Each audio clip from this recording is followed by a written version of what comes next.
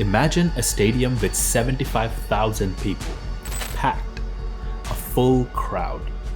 Now imagine every single person in that stadium dead. That's how many lives fentanyl claimed in the US in just 1 year. And here's what's terrifying. Just 2 milligrams, less than a grain of salt, is enough to kill. This isn't some small issue, it's a full-blown national emergency. Most people blame Mexican cartels, and sure, they are a major player, but they're not the source. Not really. Because if you trace the supply chain all the way back to the beginning, it doesn't start in Mexico. It starts in China. My name is Sham, and let's unravel this thread.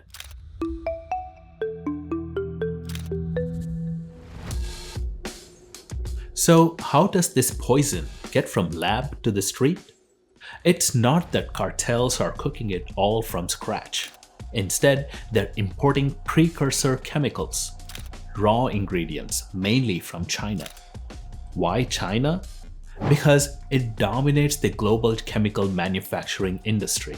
We're talking about tens of thousands of factories churning out everything from fertilizers to pharmaceuticals. Among those are the precursors used to make fentanyl.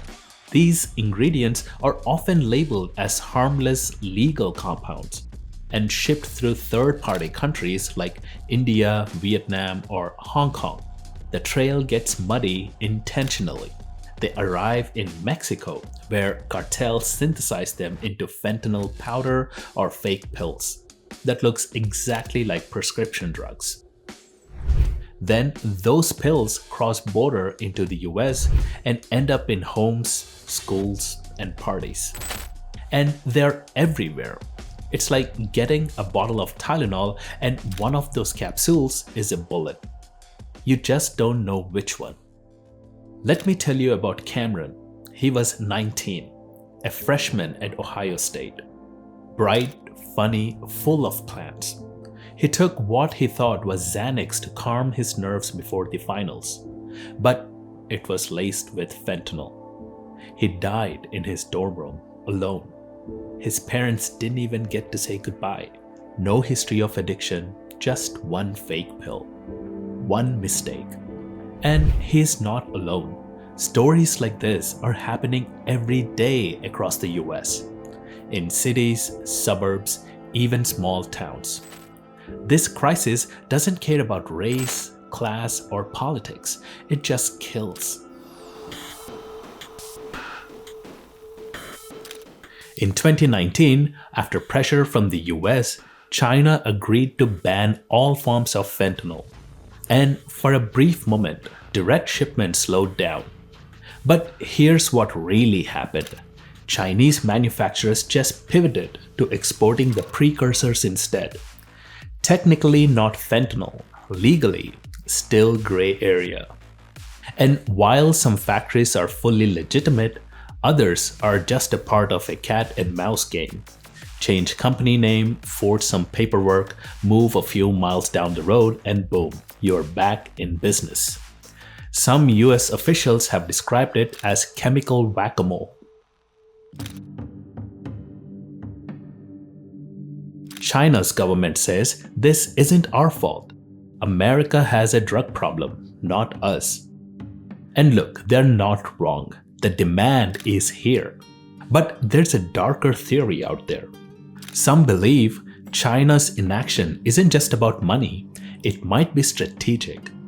To understand the theory, we need to rewind to about 1800s. Back then, Britain flooded China with opium, addicting millions and weakening the Qing dynasty. When China tried to resist, it led to 2 wars. The British won. China lost land, trade rights, and pride. It's a historic trauma, a national humiliation still taught in Chinese schools today. Some Chinese policymakers refer to the time as the century of humiliation. It shaped their worldview, their distrust of West, their sense of needing to regain power and never be exploited again. So now, some speculate, is China quietly turning the tables? Not with guns or tanks, but with chemicals. That's where the idea of gray zone warfare comes in. It's not direct combat.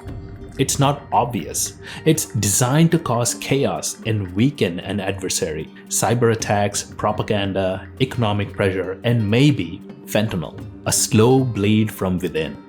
Now, there's no smoking gun, no leaked memo saying send precursors, destroy America. But when Chinese companies keep shipping these ingredients, when enforcement is weak, when profits keep flowing in, you start to wonder, at what point does neglect become complicity?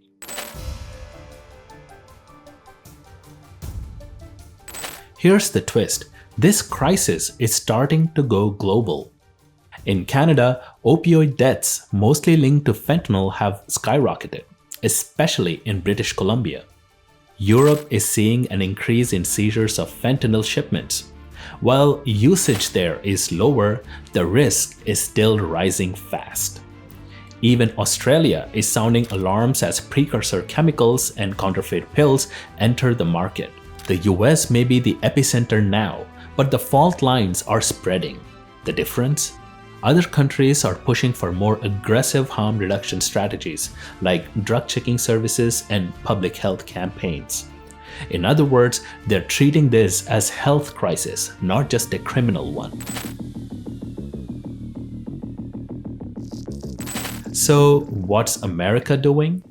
They are sanctioning Chinese companies, cracking down on Mexican cartels, sending law enforcement task forces to the border, and pressuring social media companies to block sales.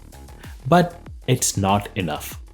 The networks are too fast, too smart, and too profitable.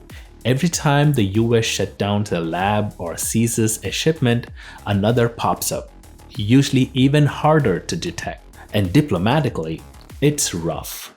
US-China relations are tense on a good day. Throw in fentanyl into the mix of trade wars, Taiwan, and spy balloons, and suddenly cooperation seems like a fantasy.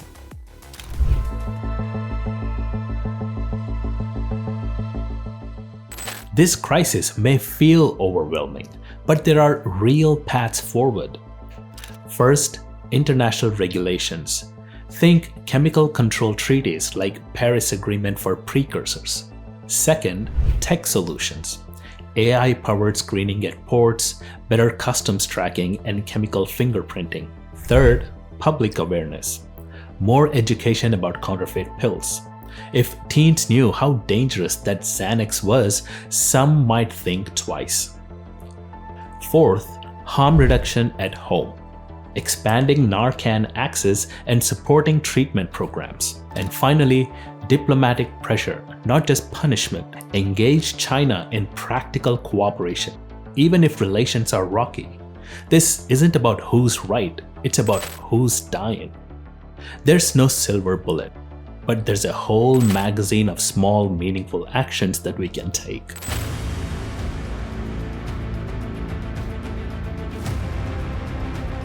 So let's recap. China makes the ingredients, cartels make the pills, and the US gets the overdose deaths. Whether this is an intentional act or just a case of greed meets apathy, doesn't really change the outcome. We are still losing thousands of lives every month. And the scariest part, it's so quiet, so invisible. No bombs, no breaking news banners, just one pill at a time. So what do you think? Is China complicit or just opportunistic? Are we doing enough to stop it, or are we playing catch up in a game we don't even understand? Drop your thoughts in the comments. I'd love to hear what you think.